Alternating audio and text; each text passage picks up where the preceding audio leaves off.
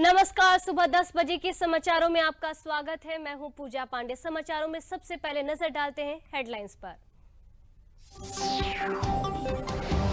मुख्यमंत्री योगी आदित्यनाथ ने मुंबई में शीर्ष औद्योगिक समूहों से सीधे संवाद कर 5 लाख करोड़ रुपए का निवेश आकर्षित करने में रहे सफल। ग्लोबल इन्वेस्टर समिट के दौरान इन प्रस्तावों को पहनाया जाएगा अमली जामा। गोरखपुर फैजाबाद खंड स्नातक निर्वाचन साल 2023 के लिए नामांकन प्रक्रिया शुरू। 12 जनवरी तक प्रत्याशी कर सकेंगे नामांकन। 17 जिलों में होने वाले इस चुनाव में 30 जनवरी को होगा मतदान। लगभग 2.5 लाख मतदाता करेंगे मतदान। प्रयागराज में संगम तट पर माघ मेले का पहला स्नान आज। कड़ी सर्दी के बावजूद लाखों लोग पौष पूर्णिमा पर कर रहे हैं स्नान। मेला प्रशासन ने माघ मेले के लिए सभी तैयारियों की पूरी। प्रदेश में ठंड का प्रकोप जारी। मौसम विभाग ने आने वाले 3-4 दिनों में भीषण सर्दी के साथ अत्यधिक घने कोहरे और शीतलहर का जारी किया रेड अलर्ट।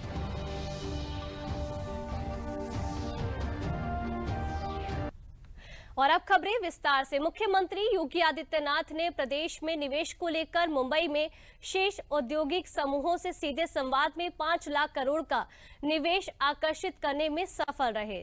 2 दिवसीय दौरे के दौरान सीएम के साथ 2 दर्जन से अधिक औद्योगिक समूहों के प्रमुखों की मुलाकात के दौरान निवेश प्रस्तावों पर सहमति बनी। प्रस्तावों को अमली जामा पहनाने के लिए 10 से 12 फरवरी तक आयोजित होने वाली यूपी ग्लोबल इन्वेस्टर समिट साल 2023 में औपचारिकता पूरी की जाएगी, जहां रिलायंस इंडस्ट्री के मुखिया मुकेश अंबानी ने पूरे उत्तर प्रदेश में 5G इंटरनेट कनेक्टिविटी पहुंचाने और आर्टिफिशियल इंटेलिजेंस की मदद से गांव तक बेहतर स्वास्थ्य सेवा पहुंचाने में रुचि दिखाई है। जहां आदित्य बिरला समूह के चेयरमैन कुमार मंगलम बिरला ने नोएडा में कन्वेंशन सेंटर की स्थापना के लिए सहयोग मांगा है। मुख्यमंत्री योगी आदित्यनाथ मुंबई में फिल्म जगत के प्रतिनिधियों से भी उन्होंने मुलाकात की। इस मौके पर अपने संबोधन में मुख्यमंत्री ने कहा कि फिल्म उद्योग ने कला एवं मनोरंजन के क्षेत्र में योगदान देने के साथ ही समाज को एक नई दिशा प्रदान की है।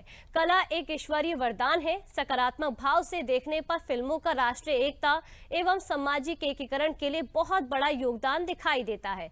फिल्मों ने देश में हिंदी भाषा के विकास के लिए अभूतपूर्व योगदान दिया है।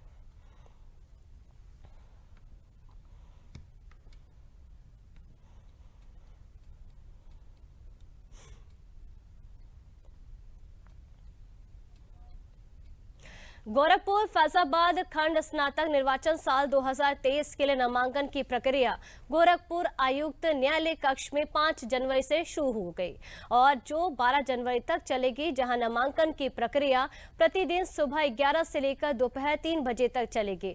स्नातक निर्वाचन क्षेत्र के तहत आने वाले कुल 17 जिलों से 2,49,000 मतदाता अपने मत का प्रयोग करेंगे।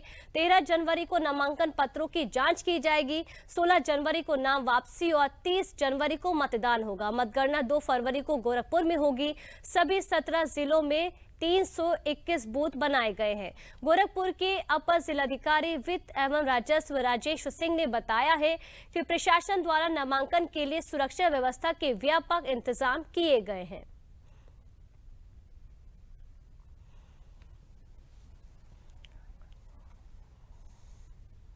कि आप देख रहे हैं पीछे समय सारणी लगी हुई है। पूरा तिथियां दृष्टिगोचर हैं। उनमें 5 से लेकर के 12 तक नामांकन होना है। 13 को संवीक्षा अर्थात तो उसकी स्क्रूटनी होनी है। नामांकन प्रपत्रों की जांच होनी है। 16 तारीख तक कोई भी व्यक्ति जिसने अपना नामांकन प्रपत्र जमा कर दिया है, नियमानुसार वो नाम वापसी है। 16 तारीख के सायंकाल 3 बजे के बाद ये डिक्लेयर हो जाएगा कि कितने लोग वास्तव में चुनाव में कैंडिडेट हैं।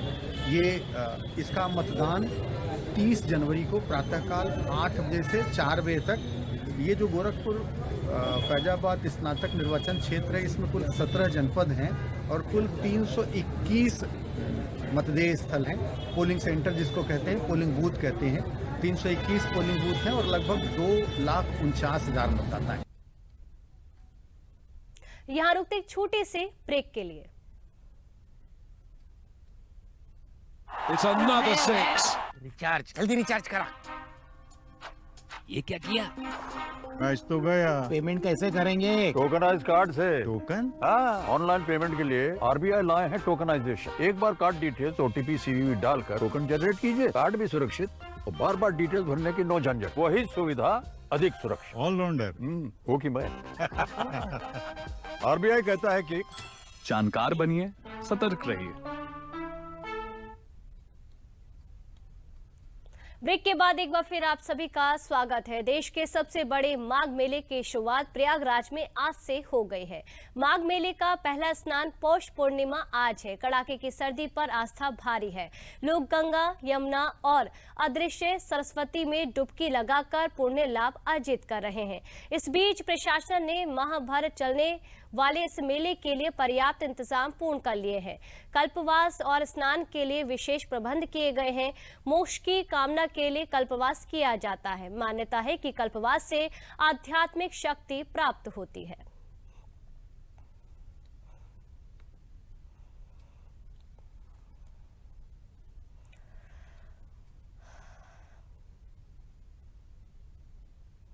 पौष पूर्णिमा के दिन प्रातः सूर्योदय के पूर्व अगर स्नान कर लिया जाए तो सर्वोत्तम स्नान होता है। अगर उस समय आप स्नान नहीं कर सकते हैं तो सूर्योदय के बाद भी स्नान कर सकते हैं। स्नान के बाद दान का बहुत ज़्यादा महत्व है। आप जैसे ही स्नान करके बाहर आएँ तो अगर आपके पास तिल की बनी चीज़ हो, तिल और गुड़ की, उसको दान करें या घृत का दान करें, कंबल का दान करें, वस्त्र का दान करें या अन्न दान करें तो उससे आपको पुण्य की प्राप्ति होती है। पौष पूर्णिमा के दिन ये माना जाता है कि आज हमने सूर्य देव के निमित्त और चंद्र देव दोनों के निमित्त यहाँ पर स्नान करके उनका ध्यान करके उनका पुण्य प्राप्त कर। और बात मौसम की, उत्तर भारत में जारी है सर्दी और शीतलहर का कहर। राजधानी दिल्ली में सुबह पारा 3 डिग्री तक दर्ज किया गया और इससे सीजन की सबसे सर्द सुबह माना जा रहा है। और अगले 3 दिनों तक भी राजधानी में तेज सर्दी दिल्ली वासियों को परेशान करेगी। वहीं उत्तर प्रदेश, राजस्थान, पंजाब और हरियाणा में शीतलहर के साथ साथ कोहरे की समस्या देखी जा रही है, जिसका प्रभाव ट्रेनों की आवाजाही पर भी पड़ रहा है। दिल्ली एनसीआर सहित पूरा उत्तर भारत कपकपाती ठंड की चपेट में है। गुरुवार सुबह दिल्ली के कई इलाकों में न्यूनतम तापमान 3 डिग्री सेल्सियस से नीचे दर्ज किया गया, जबकि बुधवार को 4 डिग्री सेल्सियस दर्ज किया गया था। मौसम विभाग के अनुसार गुरुवार को लोधी रोड में पारा 2.8 तक रिकॉर्ड किया गया। वहीं सफदरजंग में न्यूनतम तापमान 3 डिग्री सेल्सियस रहा। मौसम विभाग के अनुसार आने वाले 3 दिनों तक सर्दी का सितम यूं ही बरकरार रहेगा। दिल्ली एनसीआर में ठंड और घना कोहरा छाया रहेगा। रविवार से तापमान में थोड़ी बढ़ोतरी हो सकती है। इसके साथ ही पंजाब, उत्तरी राजस्थान, हरियाणा के कुछ हिस्सों, पश्चिमी उत्तर प्रदेश, उत्तर पश्चिम मध्य प्रदेश, पश्चिम बंगाल, सिक्किम के उप हिमालयी क्षेत्रों में घना कोहरा छाये रहने की संभावना व्यक्त की गई है, जबकि जम्मू, हिमाचल प्रदेश, उत्तराखंड, पूर्वी मध्य प्रदेश, उत्तरी छत्तीसगढ़, असम और त्रिपुरा में हल्का कोहरा छाया रहेगा। कोहरे के कारण यातायात भी बुरी तरह प्रभावित हुआ है। उत्तर रेलवे क्षेत्र में 12 से अधिक ट्रेनें देरी से चली और 2 ट्रेनों के समय में बदलाव किया गया। दिल्ली एयरपोर्ट ने यात्रियों के लिए कोहरे का अलर्ट जारी किया है। राजस्थान के सीकर में शीतलहर का प्रकोप जारी है। शहर में घना कोहरा छाया दिखा। ठंड से बचने के लिए लोग अलाव तापते दिखे। हरियाणा के अंबाला में गुरुवार सुबह घना कोहरा छाया रहा। कोहरे की वजह से विजिबिलिटी बेहद कम रही। पंजाब के लुधियाना और पठानकोट में कड़ाके की ठंड पड़ रही है। पूरा शहर घने कोहरे की चपेट में है। बठिंडा ने लगातार कोहरे की चादर ओढ़ रखी है। बढ़ती हुई ठंड के कारण बठिंडा में घना कोहरा देखने को मिला। बठिंडा में गुरुवार को पारा 3 डिग्री सेल्सियस रिकॉर्ड किया गया। ये जो धुंध है किसानों के लिए तो अच्छी है, क्योंकि फसल के लिए काफी लाभदायक होती है, लेकिन ये जो रोजगार के लिए निकलते हैं लोग सुबह, जो साइकिल वगैरह पे जाते हैं, उनके लिए थोड़ा सा नुकसानदायक हो सकता है, क्योंकि वो लोग ना कई रिफ्लेक्टर वगैरह नहीं लगा के रखते अपने साइकिलों पे। मेरठ और कानपुर में भी कोहरे और ठंड के कारण लोगों को दुश्वारियों का सामना करना पड़ रहा है। उत्तर प्रदेश के मथुरा में घने कोहरे और शीतलहर के कारण लोगों को काफी परेशानियों का सामना करना पड़ रहा है। ठंड की वजह से हालत खराब है, आदमी खड़ा नहीं हो पा रहा है और बर्फीली हवा भी चल रही है। काम करने में हाथ काम नहीं करते। बहुत ठंड है भाई, इतनी ठंड है हाथ पैर सुन रहता है, बहुत दिक्कत हो रही है। बिहार की राजधानी पटना में घने कोहरे के कारण दृश्यता का स्तर काफी कम हो गया है। लोगों को इसके कारण दिक्कतों का सामना करना पड़ रहा है। मध्य प्रदेश की राजधानी भोपाल में भी काफी कम दृश्यता रही। यहाँ लोगों का जनजीवन ठंड के कारण प्रभावित हुआ है। धरती का स्वर्ग कहे जाने वाले कश्मीर में 40 दिनों तक चलने वाले चिलाई कलान की खूबसूरती हर तरफ देखी जा सकती है। यहाँ बड़ी संख्या में पर्यटक सुबह के समय जमी हुई डल झील को देखने के लिए खींचे चले आ रहे हैं। राजधानी लखनऊ में गुरुवार को मौसम का मिजाज मिला जुला रहा। 10:30 बजे के बाद धूप तो खिली, लेकिन बर्फीली हवाओं के सितम से राजधानी में लोग कांपते रहे। दिन भर धूप होने के कारण दिन का पारा 3.8 डिग्री बढ़ा, लेकिन रात के पारे में 1.3 डिग्री की गिरावट दर्ज हुई है। अनुमान है कि आज कोहरा हो सकता है और साथ ही न्यूनतम तापमान में थोड़ी गिरावट आएगी। इस समय पश्चिमी विक्षोभ की सक्रियता बनी हुई है। आज भी बर्फीली हवाओं से राहत नहीं मिलने का अनुमान है।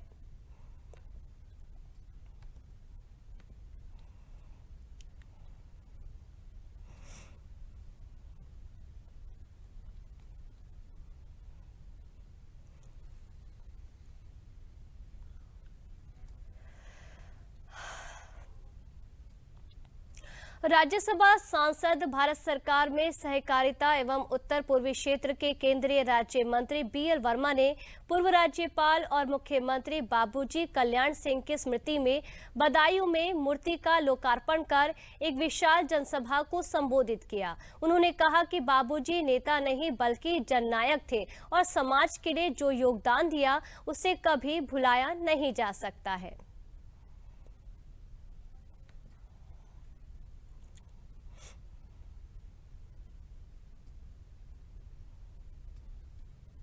माननीय प्रधानमंत्री जी लगातार बिना छुट्टी दिए काम करते हैं। अभी जब उनकी मां ने दुनिया छोड़ी थी उस दिन भी उन्होंने छुट्टी नहीं ली और काम कर गए। मैं कह सकता हूँ उनके नेतृत्व में नॉर्थ ईस्ट में जिस तरह से मुझे काम करने का अवसर मिला है, 2014 से पहले का नॉर्थ ईस्ट देखो, आज जिस तरह से विकास की रफ्तार पर नॉर्थ ईस्ट, चाहे वो आसाम हो, चाहे हिमाचल प्रदेश, चाहे सिक्किम हो, चाहे मणिपुर हो, मिजोरम हो या त्रिपुरा हो, नागालैंड हो, सभी प्रदेशों में एक विकास आपको देखने को मिलेगा। इटावा महोत्सव में पहुंची पद्मश्री मालिनी अवस्थी ने कहा कि अब देश के हर परिवार की जिम्मेदारी है कि अपने बच्चों को अच्छे जीवन यापन के लिए उच्च शिक्षा के साथ साथ संस्कार भी देने की आवश्यकता है। उन्हें ये भी बताना पड़ेगा कि देश की लोकगीत, लोक रचनाएं, लोकाचार, लोक कलाएं और लोक चित्रकला सभी हमारे पूर्वजों की विरासत है। भारतीय संस्कृति परिवारों को एकजुट रखने की ताकत रखती है। उन्होंने कहा कि पहले के गानों में लोक लज्जा, शिष्टाचार, परंपरा और महिलाओं की आजादी थी।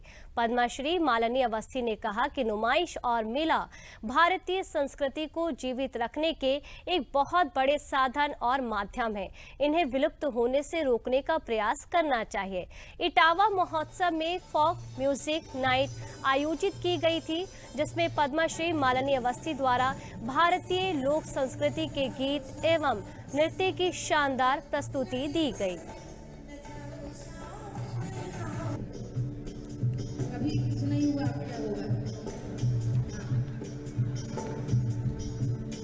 लोग कहते हैं ना कि भारत में स्त्रियां बड़ी दबाई गई, शोषित थी। यदि आप संस्कार के साथ साथ अपने बच्चों को आज की जो आधुनिक शिक्षा है, तकनीक के लिए, बेहतर जिंदगी के लिए वो दें, उसके संग संग संस्कार भी दें और ये कहीं ना कहीं समझाते चलें कि जितनी भी लोक रचनाएं, लोकगीत है, लोक नृत्य है, लोकाचार है, लोक चित्रकला है, ये सभी कुछ दरअसल हमारी पूर्वजों की ऐसी विरासत है कि इसकी ज्ञान परंपरा से हम इसको सीखें और समझें। कलाकार ये तो मंच के माध्यम से आज हम लोग कोशिश ये करते हैं कि ये विस्मृत न हो। बलरामपुर जिले के विधानसभा उतरोला से पूर्व विधायक आरिफ अनवर हाशमी और उनके परिजनों की अवैध रूप से अर्जित संपत्ति, कृषि योग्य जमीन, पेट्रोल पंप एवं आरा मशीन सहित लगभग 11 करोड़ 50 लाख की संपत्ति को प्रशासन द्वारा कुर्क किया गया है। जिला मजिस्ट्रेट के आदेश के क्रम में जनपद बलरामपुर में भूमाफियाओं के विरुद्ध चलाए जा रहे अभियान के क्रम में थाना सादुल्ला नगर क्षेत्र में ये कार्रवाई की की गई है। इसके पूर्व में भी भूमाफिया आरिफ अनवर हाशमी की लगभग 120 करोड़ रुपए यानी कि 120 करोड़ रुपए की संपत्ति को गैंगस्टर एक्ट की धारा 14(1) के अंतर्गत कुर्क किया जा चुका है।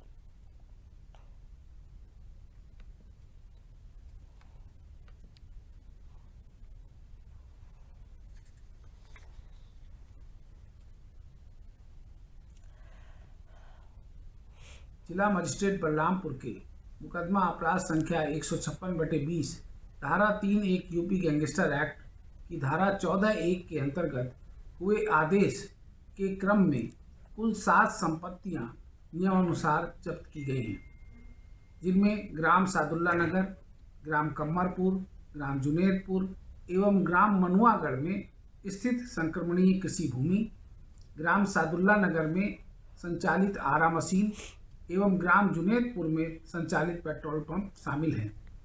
जब्त की गई कुल संपत्ति का मूल्य लगभग 11.5 करोड़ है। दिन प्रतिदिन सड़क पर बढ़ रहे ट्रैफिक लोड के बीच दुर्घटनाओं की बढ़ती संख्या को लेकर शासन के निर्देश पर 5 जनवरी से 4 जनवरी तक सड़क सुरक्षा माह मनाया जा रहा है, जिसमें लोगों को सड़क पर होने वाली दुर्घटना दर को कम करने के साथ ही दुर्घटना में हुए शिकार लोगों की मदद के लिए जागरूक किया जाएगा। इसी क्रम में रायबरेली में भी स्कूल के बच्चों ने जागरूकता रैली निकाली, जिसमें सड़क सुरक्षा से संबंधित नियमों को बताया गया, जहां जिलाधिकारी माला श्रीवास्तव ने लोगों से अपील करते हुए कहा है कि सड़क सुरक्षा के नियमों को लोग गंभीरता के साथ पालन करें।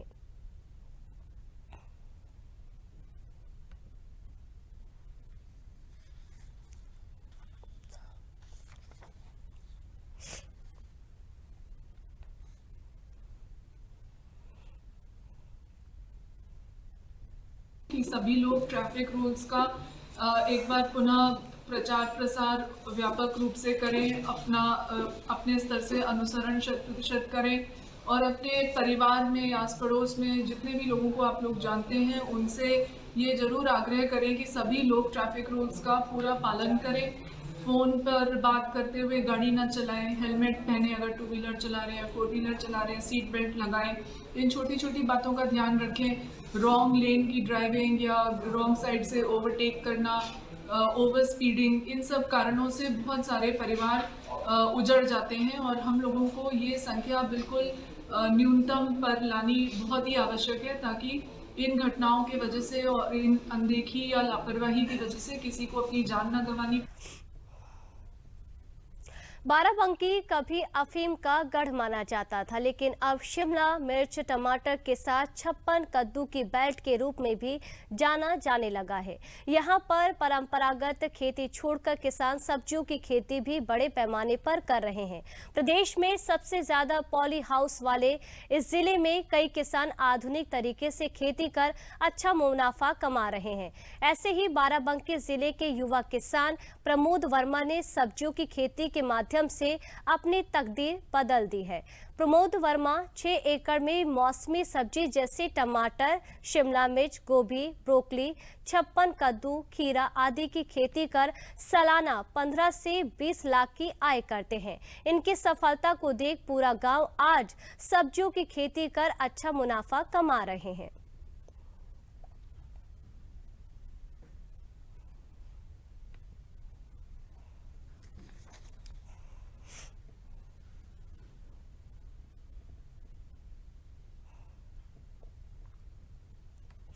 पर मैं पहले धान गेहूँ की खेती करता था, धान गेहूँ सरसों मेन था और उसमें जो है मुनाफा बहुत कम होता था।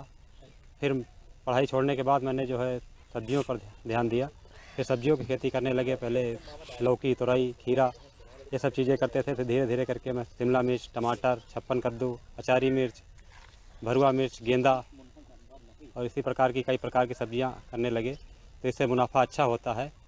हमें तो ये समझ में आया कि जो हमारे प्रधानमंत्री माननीय मोदी जी का जो सपना है वो साकार होता दिख रहा है इस गांव की खेती देख करके। और इस गांव में मैं देख रहा हूं कि चारों तरफ किसान जो है सब्जी की खेती कर रहे हैं और लाभ उठा रहे हैं। औद्यानिक क्रांति जैसी यहाँ पर दिखाई पड़ रही है। प्रमोद वर्मा इस जनपद के प्रगतिशील कृषक के नाम में जुड़ चुके हैं। उनके द्वारा गांव में अपने खेत पर तो खेती की ही जा रही है, अन्य लोग जिनके पास खेत ज़्यादा और खेती नहीं कर पाए उनके खेत किराए पर भी लेकर इनके द्वारा खेती की जाती है। टमाटर की खेती वो भी स्टेकिंग करके इस जनपद में काफ़ी प्रचलन में है। 2 सीजन में टमाटर यहाँ पैदा किया जाता है। खुले में शिमला मिर्च पैदा करके इन्होंने काफ़ी नाम कमाया है।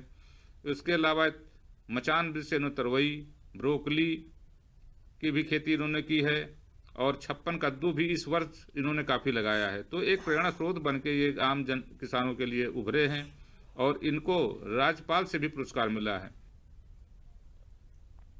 बाराबंकी जिले के किसान मेवालाल के द्वारा घास फूस से तैयार बायो फर्टिलाइजर को देखने कृषि उत्पादन आयुक्त मनोज सिंह, कृषि सचिव योगेश कुमार, विदेश व्यापार के कृषि सचिव अनुराग यादव सहित कई लोग पहुंचे। इस दौरान अधिकारियों की टीम ने इस विधि को विस्तार से जाना और इस बायो फर्टिलाइजर पर एक विस्तृत रिपोर्ट तैयार कर लैब भेजने की बात कही है, जिससे प्रदेश के अन्य किसानों को भी इसका लाभ मिल सके।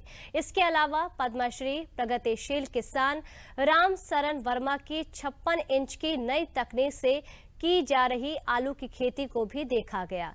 कृषि उत्पादन आयुक्त मनोज सिंह ने कहा कि आज खेती भी एक व्यवसाय है और प्रदेश के किसान खेती में नया प्रयोग करके अच्छा लाभ कमा रहे हैं।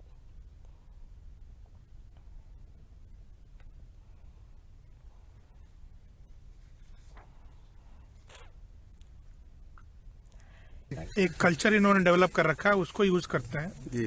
तो वो सारी चीजें डिकम्पोज होके और एक लिक्विड फर्टिलाइजर निकलती है जी। उस लिक्विड फर्टिलाइजर को किसान इस्तेमाल कर रहे हैं अपने खेतों में, तो उससे यूरिया की रिक्वायरमेंट कम हो जा रही है और पैदावार अच्छी बढ़ रही है, फसल का क्वालिटी भी इम्प्रूव कर रहा है। हम लोगों ने डिप्टी डायरेक्टर एग्रीकल्चर को ये रिक्वेस्ट किया है कि वो इसको पूरा डॉक्यूमेंट करते हुए इस विधि को, इस सिस्टम को, और फिर एक रिपोर्ट बनाए ताकि हम लोग इसको जो लैब टेस्ट से इस केमिकल में वाकई क्या क्या निकल रहा है, कितना यूरिया, कितना डीएपी है, नाइट्रोजन, फास्फोरस है, फिर इसको एक लार्ज स्केल पे करने के लिए एक सरकार इस पर निर्णय। ईडीएफसी ने न्यू करछना स्टेशन से न्यू सुजातपुर स्टेशन तक लिंक नवनिर्मित डबल रेल लाइन के ट्रैक पर इलेक्ट्रिक लोको द्वारा मालगाड़ियों का संचालन का सफल परीक्षण कर लिया है। इस सेक्शन में डीएफसी का न्यू प्रयागराज छिवकी स्टेशन बनाया गया है। न्यू करछना से न्यू सुजातपुर स्टेशन तक की दूरी 62.500 किलोमीटर है। इस दूरी का ट्रैक तैयार हो चुका है, जिसमें सिविल विद्युत कार्य पूर्ण सिग्नल परीक्षण प्रगति पर है। जहां सिग्नल टेस्टिंग पूरी होने के बाद इस रूट में नियमित मालगाड़ियां शुरू होंगी। डेडिकेटेड फ्रेट कॉरिडोर ये उच्च गति और उच्च क्षमता वाले विश्व स्तरीय तकनीक के अनुसार बनाया जाने वाला रेल मार्ग है। उत्तर मध्य रेलवे के मुख्य जनसंपर्क अधिकारी हिमांशु शेखर उपाध्याय ने बताया कि वर्तमान में भारतीय रेलवे नेटवर्क पर चलने वाली लगभग 70% मालगाड़ी डेडिकेटेड फ्रेट कॉरिडोर पर स्थानांतरित कर दी जाएगी। इस नए फ्रेट रेल मार्ग से भारतीय ट्रेनें अधिक समयबद्ध हो सकेगी।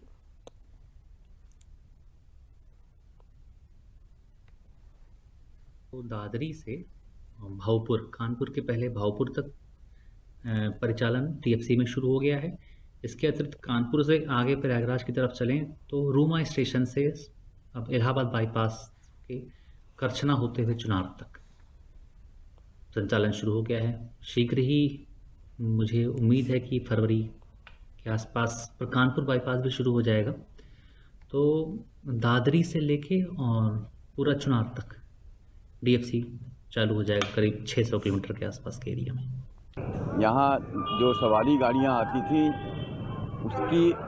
उसको सुविधा हो जाएगी और मालगाड़ियाँ जो है उधर से रूट चेंज हो करके बम्बई और कानपुर की तरफ दिल्ली चली जाएंगी। इससे यात्रियों में जो देरी होती थी, कोहरे के कारण लेट होती थी ट्रेनें, वो जो है दूर हो जाएंगी, इसकी समस्या दूर हो जाएगी।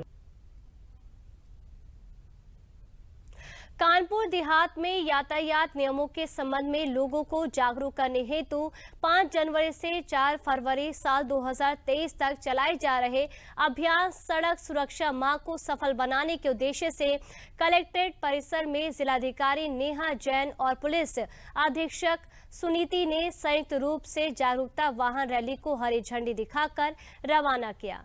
जिलाधिकारी ने इस दौरान कहा कि मोटरसाइकिल चलाते समय हेलमेट और कार में सीट बेल्ट का प्रयोग अनिवार्य रूप से करें। उन्होंने कहा कि सड़क दुर्घटना के दौरान घायल व्यक्ति की मदद करें। उन्होंने यातायात सड़क सुरक्षा के संबंध में जानकारी देते हुए जिलाधिकारी ने कहा कि वाहन को निर्धारित गति सीमा में चलाएं, जहां ओवर स्पीडिंग सड़क दुर्घटनाओं का सबसे बड़ा कारण है। दोपहिया वाहन चलाते समय हेलमेट अवश्य लगाएं। वाहन चलाते समय मोबाइल फोन का प्रयोग नेविगेशन को छोड़कर अन्य किसी कार्य हेतु न करें।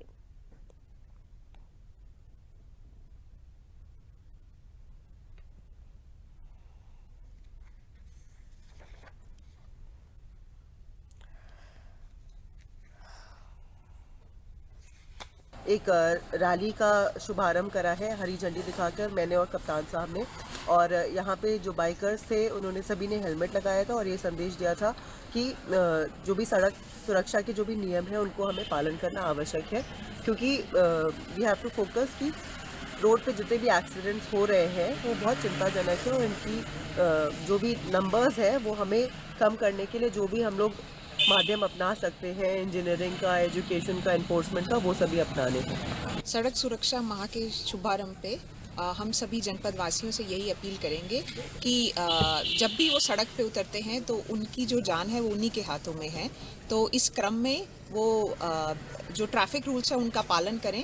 यदि 2 पहिया वाहन चला रहे हैं तो हेलमेट अवश्य पहने, 4 पहिया पर हैं तो सीट बेल्ट ज़रूर पहने और ट्रैफिक रूल्स का पालन करें, ताकि जो हमारा मोटिव है कि जनपद में हम एक्सीडेंट्स को कंट्रोल कर सकें उसको हम साक्षर कर सकें।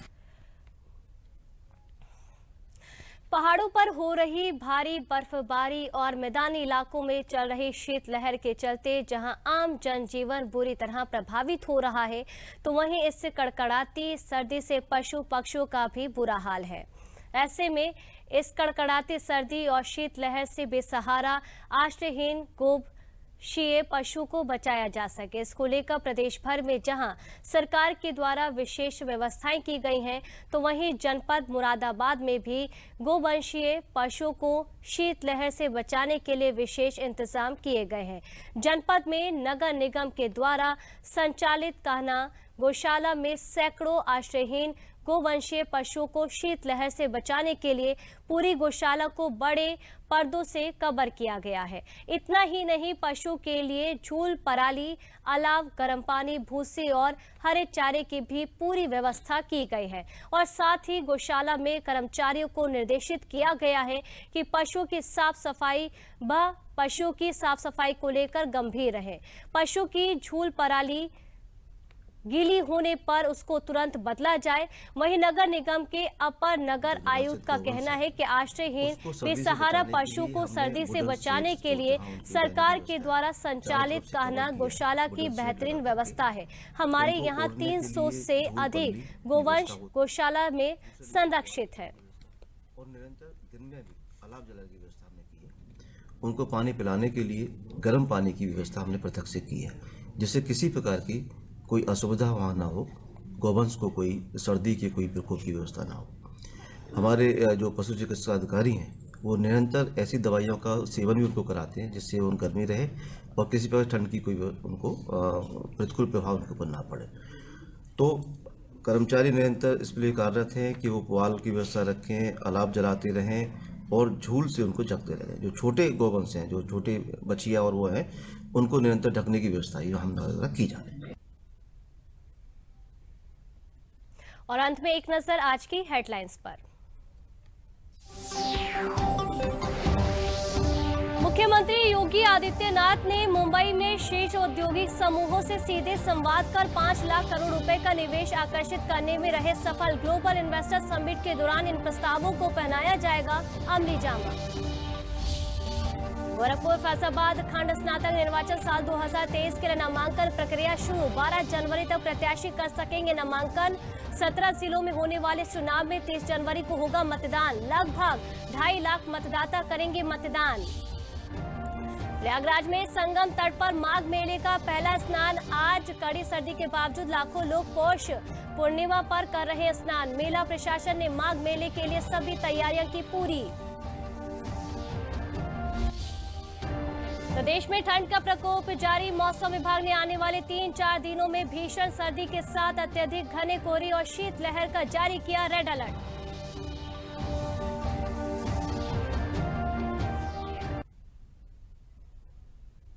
समाचारों में मेरे साथ फिलहाल के लिए इतना ही। नमस्कार।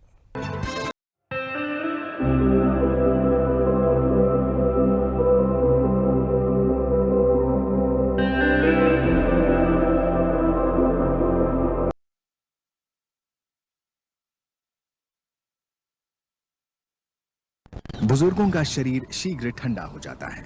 शरीर का तापमान 35 डिग्री सेंटीग्रेड या कम हो जाने से उनको गंभीर स्वास्थ्य समस्याएं हो सकती हैं।